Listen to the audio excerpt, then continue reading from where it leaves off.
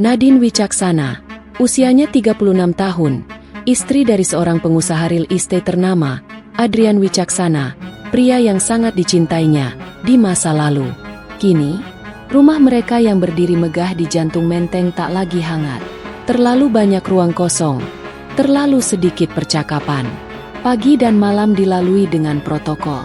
Senyum di meja makan, anggukan saat pamit kerja, dan percakapan yang hanya menyentuh permukaan. Tidak ada pelukan, tidak ada ciuman. Hanya pernikahan yang bertahan karena reputasi, bukan rasa. Hingga hadir seseorang yang semestinya tak bermakna. Reza, usianya 29 tahun. Supir pribadi yang lebih banyak diam. Tatapannya tenang, tak banyak bicara. Wajahnya bersih, tubuhnya tegap. Ia tahu batas, tahu posisi. Tapi justru sikap itulah yang membuat Nadine memperhatikannya. Awalnya hanya sapaan singkat saat membuka pintu mobil. Lalu menjadi obrolan ringan tentang cuaca. Nadine mulai duduk lebih lama di dalam mobil. Bahkan ketika sudah sampai, ia memperhatikan tangan Reza yang kuat saat memutar kemudi, atau wajahnya yang sesekali mencuri pandang dari kaca spion. Pada suatu sore, hujan mengguyur keras. Adrian sedang di luar kota. Seperti biasa, Nadine berdiri di bawah teras, menunggu mobil. Reza berlari kecil dari mobil. Payung di tangannya terbuka. Ia memayungi Nadine, membiarkan setengah tubuhnya sendiri basah. Sesaat mata mereka bertemu. Tidak ada kata, hanya sorot mata yang berkata, "Aku melihatmu." Bukan sebagai nyonya, tapi sebagai perempuan yang kesepian. Malam berikutnya, Nadine meminta Reza mengantarnya ke villa keluarga mereka di puncak. Tanpa agenda, tanpa alasan logis. Adrian sedang di Surabaya, urusan proyek baru. "Temani saya sebentar," katanya pelan saat mereka sampai. Reza tampak ragu, tapi Nadine sudah membuka pintu lebih dulu. "Masuklah," suaranya halus, tapi tidak bisa ditolak. Villa itu sepi. Hening seperti sisa-sisa cinta yang pernah tinggal di dalamnya.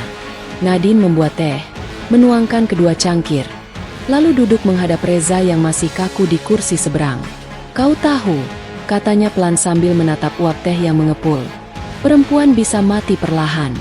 Bukan karena usia, tapi karena tidak pernah disentuh, dalam makna sesungguhnya." Reza menelan ludah. Ia tahu ini bukan lagi sekadar percakapan majikan dan supir. "Saya tak ingin menyesali sesuatu, Bu. Aku sudah terlalu lama hidup dalam penyesalan, Reza."